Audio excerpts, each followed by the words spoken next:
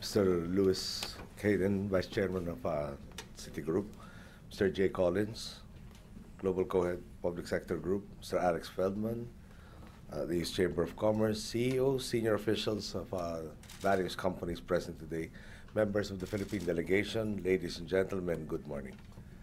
It is a pleasure to be here in the United States and in the presence of such distinguished business leaders who took the time to participate in, for us, this very important event. I've been reluctant, admittedly, to travel overseas given the number of urgent concerns at home. But the sudden surge in investor confidence in the Philippines convinced me to seize this opportunity to share with you our recent gains and the plans we wish to pursue to put our country back on track.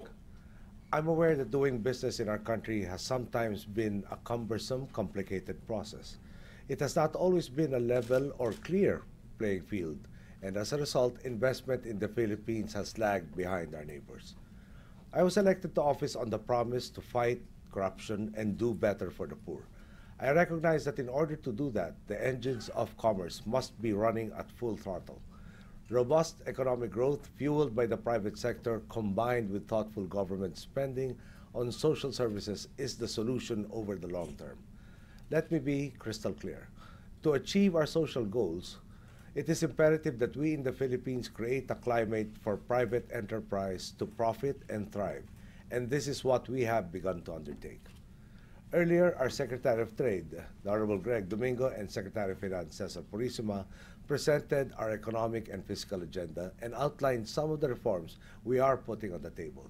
These include, but are not limited to, simplifying the process of establishing a business, improving infrastructure, and relaxing regulations on air travel to and from the country.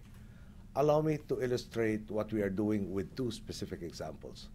The 1.645 trillion national budget that we proposed for 2011 puts in place the zero budgeting scheme, which required a review of existing programs and termination of programs that no longer fulfilled their intended outcomes, and a reduction in the funding for programs that need to be redesigned.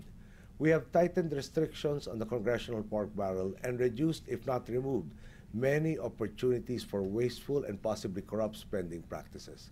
This has not necessarily endeared me with my former colleagues, but it has allowed us to increase spending on education, healthcare, and much-needed emergency cash subsidies for the poorest of the poor. At the same time, reducing our budget deficit as a proportion of the gross domestic product. This kind of action is not dramatic enough to make it to the evening news, but I think you can appreciate how significant an investment of political capital it can be. Now let me point to you an example that regularly makes the headlines back home.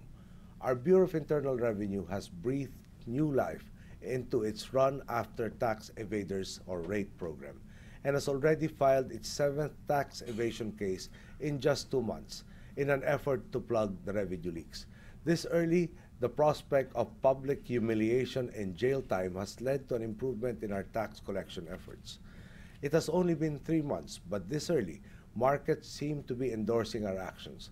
The stock market has hit an all-time high on convincing value turnover. In addition, the recent global peso bond offering raised $1 billion for the Philippines, with the issue being 13 times oversubscribed. With this on hand, we invite the private sector to explore opportunities open for investments in key areas of the economy. By relieving the government of having to spend on items that investors can build and manage more efficiently, scarce government resources are freed up for investments in education, healthcare, and other social services. Over time, these investments will see dividends in the form of a better educated and more productive workforce, whose growing income opportunities will in turn spur further consumption and grow the pool of skilled workers and the markets for products and services that many of you here today provide. In closing, I invite you to come see for yourselves what we're doing to make sure that the Philippines is once again open for business. Thank you and good day.